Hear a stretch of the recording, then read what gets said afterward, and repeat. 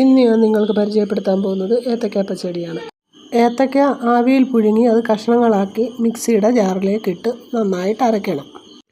ഇതിൽ അരച്ച് ചേർക്കാൻ വേണ്ടി കുറച്ച് സാധനങ്ങൾ ആവശ്യമുണ്ട്. ഇതിന് നമുക്ക് ചെറിയ ഉള്ളി കഷ്ണങ്ങളാക്കി മുറിച്ച് മിക്സിയിലിടാം. അതിനുശേഷം ശകലം ജീരകവും ചേർക്കണം. അതിനുശേഷം കുറച്ച് ചെറിയ തേങ്ങയും കൂടെ നമുക്കിതിലേക്ക് ചേർത്ത് കൊടുക്കണം. ഇത് നമുക്ക് നല്ല രീതിയിൽ മിക്സിയിലൊന്ന് അരച്ചെടുക്കണം. അതിനുശേഷം ഇച്ചിരി പച്ചക്കടുക് കൂടെ അതിലേക്ക് ഇടുക. ഇത് നമ്മൾ നേരത്തെ പുഴുങ്ങി വെച്ച ഏത്തക്ക മിക്സിയിൽ അരച്ചതാണ് കേട്ടോ. അതിനുശേഷം നമ്മൾ ഗ്യാസ് കത്തിച്ച് ചീനിച്ചട്ടി അടപ്പിൽ വെക്കുക. ചട്ടി ചൂടാകുമ്പോൾ എണ്ണയൊഴിച്ച് കടുകിട്ട് കടുക് നന്നായി പൊട്ടണം. തീ ഒരുപാട് കൂടല്ലേ, കടുക് കരിഞ്ഞു പോകരുത്. കടുക് നന്നായി പൊട്ടിയതിന് ശേഷം നിങ്ങൾക്ക് വേണമെങ്കിൽ ഇതിലേക്ക് 2 വറ്റൽമുളക് കൂടി മുറിച്ചിടാം. ഇനി ഇതിലേക്ക് നമുക്ക് കുറച്ച് സവാളയും പച്ചമുളകും ചെറുതായി അരിഞ്ഞു വെച്ചത് ഇട്ട് കൊടുക്കാം. അത് നന്നായിട്ട് ഇളക്കണം. അടിക്ക് പിടിക്കരുത്. തീ ചെറിയ രീതിയിൽ ഇടാവൂ. കൂടുതലായാൽ അടിക്ക് പിടിച്ച് ഉള്ളി കരിഞ്ഞു പോകും.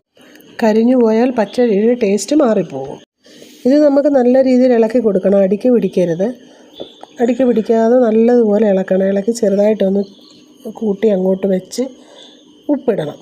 ഉപ്പിട്ട് നന്നായിട്ട് ഇളക്കണം.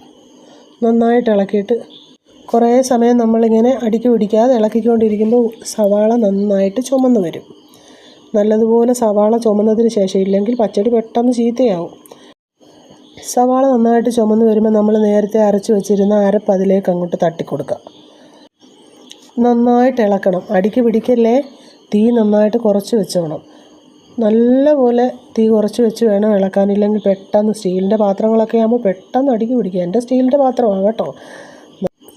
നല്ലപോലെ ഇളക്കി കൊടുക്കണം. അതിനുശേഷം ശകലം കറിവേപ്പില അതിലേക്ക് ഇട്ട് കൊടുക്കുക. ഇട്ട് കൊടുത്തിട്ട് അത് നന്നായിട്ട് ഇളക്കി കൊടുക്കണം. അടിക്ക് പിടിക്കരുത്. അത് നമ്മൾ പ്രത്യേകം ശ്രദ്ധിക്കേണ്ട കാര്യമാണ്.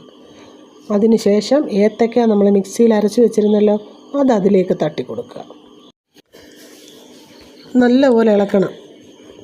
ഏത്തക്ക ഇട്ടതിന് ശേഷം നല്ലതുപോലെ ഇളക്കണം. വെള്ളത്തിൻ്റെ മയം ഒട്ടും ഉണ്ടാവാൻ പാടില്ല. അടിക്ക് പിടിക്കാതെ ഇളക്കിയതിന് ശേഷം നമ്മൾ വാങ്ങി വെക്കുക. തൈര് അതിലേക്ക് ഒഴിക്കുക. തൈര് നല്ല കട്ടയില്ലാതെ ഒഴിക്കണം. പച്ചടി റെഡിയായേ.